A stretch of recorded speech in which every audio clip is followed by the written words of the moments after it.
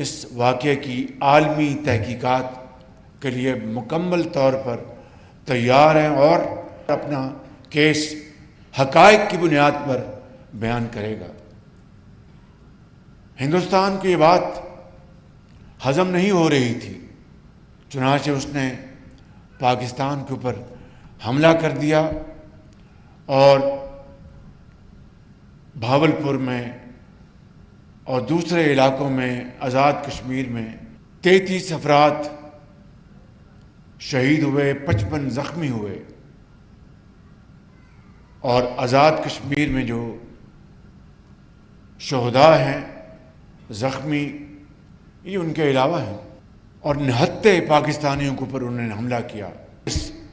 مارکے کے دوران پاکستان نے ہندوستان کے نہتے شہریوں کو نشانہ نہیں بنایا، بلکہ نہ صرف ان کے 6 جہاز ان کے گرائے جن کے اوپر ان کو بڑا ناز تھا،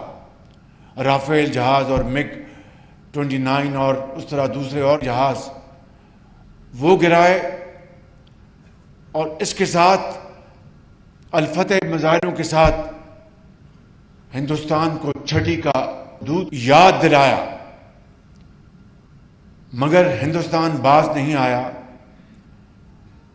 اور پاکستان کے اوپر تواتر کے ساتھ الزامات بھی لگاتا رہا، اور پاکستان کے خلاف ہر جگہ اس نے اپنے حملے جاری رکھے۔ 9 اور 10 کی رات کو ہم نے یہ طے کیا، دنیا کے بے شمار ممالک اس بات پر پوری طرح یکسو تھے کہ پاکستان حق پر ہے۔ انہوں نے ایک عالمی تحقیقاتی کمیشن کا جو آفر کی ہے، اس سے پاکستان کی سچائی اور پاکستان کے ہاتھ صاف ہونے کا واضح ثبوت ہے۔ لہٰذا یہ پہلی بار ہے کہ ہندوستان ایک ایسے گھمنڈ میں تھا، اس کو غرور تھا کہ پوری دنیا کی طاقتیں اس کے ساتھ کھڑی ہو جائیں گی، لیکن جو ہندوستان کے دوست تھے وہ نیوٹرل ہو گئے، اور جو نیوٹرل تھے انہوں نے پاکستان کا بھرپور ساتھ دیا کہ یہ موقف پاکستان کا جائز ہے۔ 9 کی رات کو ہم نے یہ فیصلہ کیا کہ ہم اب پہلے جو 6 جہاز گرائے گئے وہ تو دفاعی ہمارا حق تھا کہ حملہ آور ہندوستان تھا، ہم نے پاکستان کے دفاع کا حق استعمال کرتے ہوئے اس کے 6 جہاز گرائے اور دوسرے تنصیبات کو نقصان پہنچایا۔ 9 کی رات کو فیصلہ کیا اب ہم اپنا حق استعمال کریں گے اور دشمن کے اوپر ایک میجرڈ اٹیک کریں گے۔ میجرڈ، یہ 9 کی رات کو تقریباً آدھی رات فیصلہ ہوا۔ صبح 2:30 بجے مجھے سپہ سالار کا فون آتا ہے کہ وزیر اعظم ہندوستان کے میزائل جو ہیں وہ نور خان ایئرپورٹ کے اوپر اور پاکستان کے دوسرے حصوں کے اوپر اس نے براموس میزائلوں سے حملہ کر دیا ہے، اور آزاد کشمیر کے میرے بزرگوں، بھائیوں، نوجوان ساتھی اور بہنوں، میں آپ کو بلا خوف تردید بتانا چاہتا ہوں کہ سپہ سالار کی آواز میں اعتماد تھا، جوش تھا، جذبہ تھا، اور مجھے انہوں نے کہا کہ وزیر اعظم اب ایک ایسا زوردار تھپڑ ہندوستان کے منہ پر لگایا جائے کہ وہ قیامت تک وہ یاد رکھے کہ پاکستان نے حملہ کیا تھا۔ تو اس کے نتیجے میں پھر آپ نے دیکھا کہ پٹھان کوٹ سے لے کر کوئی بھی ان کا ایئرپورٹ ہمارے شاہینوں کی زد سے باہر نہیں تھا، الفتح میزائل کی زد سے باہر نہیں تھا۔ اور پھر صبح 9 بجے دوبارہ ان کا مجھے فون آیا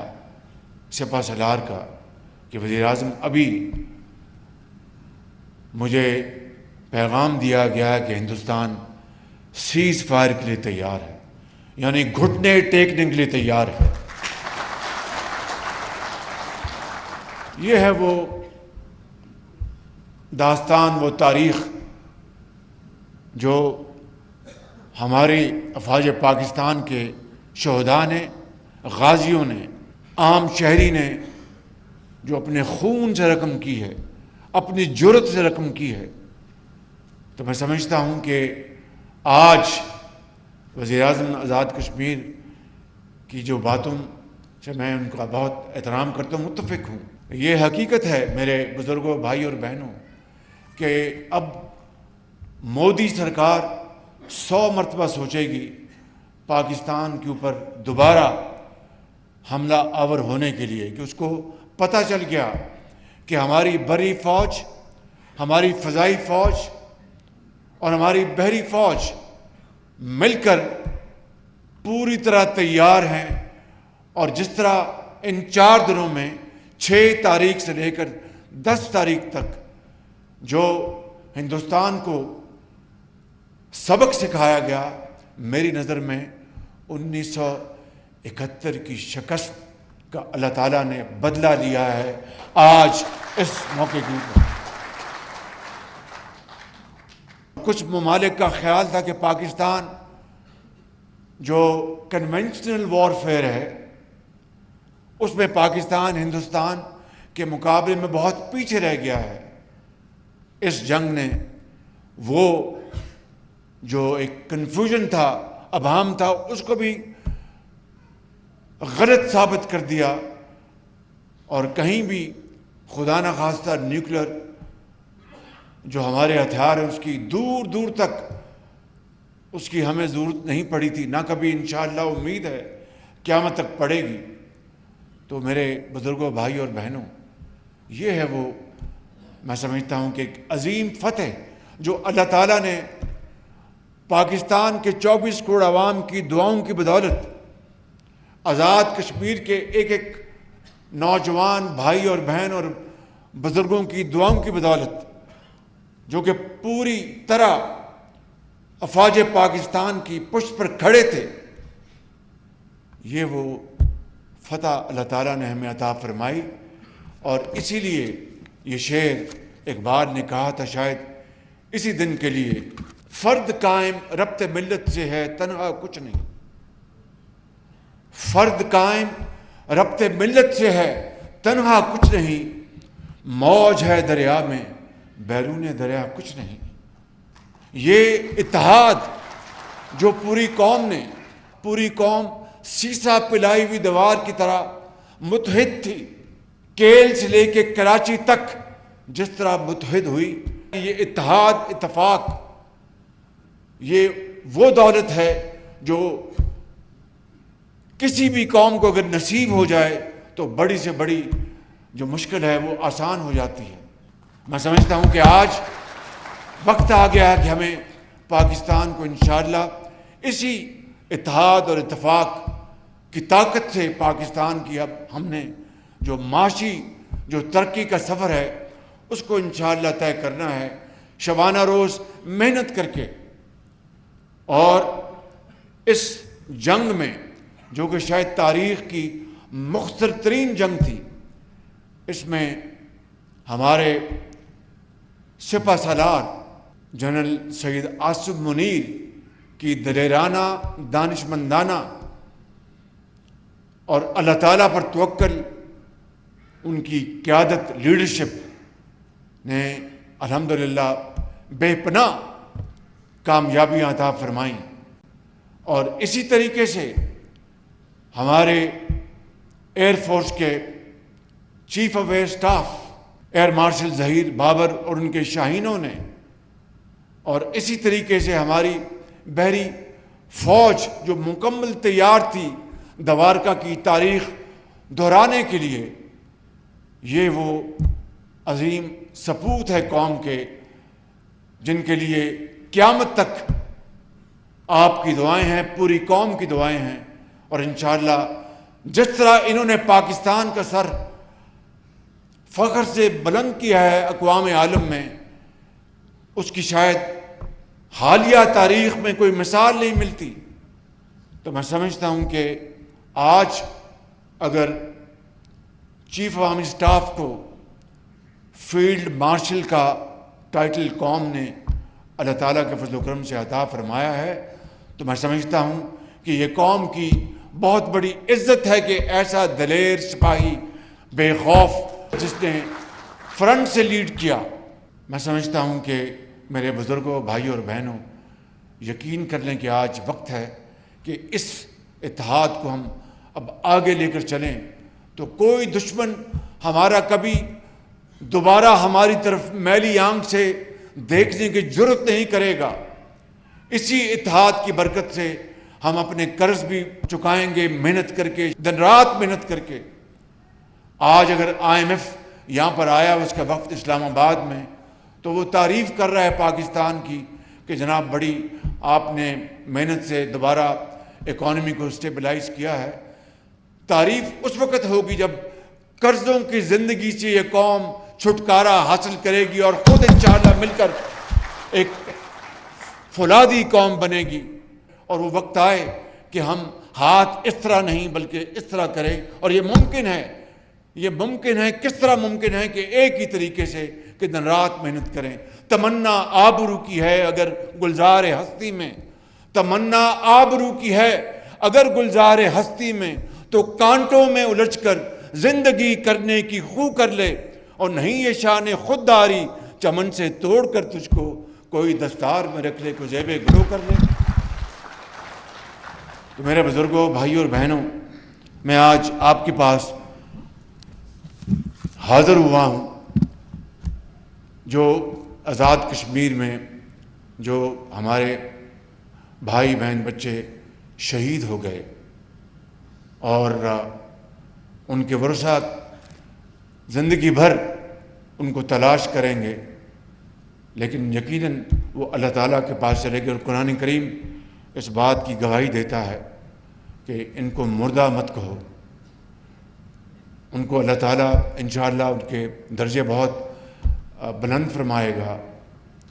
جنت الفردوس میں. اور ان کے ورثہ کو بھی ان شہداء کی بدولت ان کو بھی اللہ تعالیٰ انشاءاللہ اس دنیا میں بھی اور اگلے جہاں میں بھی ان کے اوپر اپنی کمال مہربانی سے فضل فرمائے گا. قرآن کریم میں یہ جو آیت ہے، ان اللہ یحب الذین یقاتلون فی سبیلہ صفا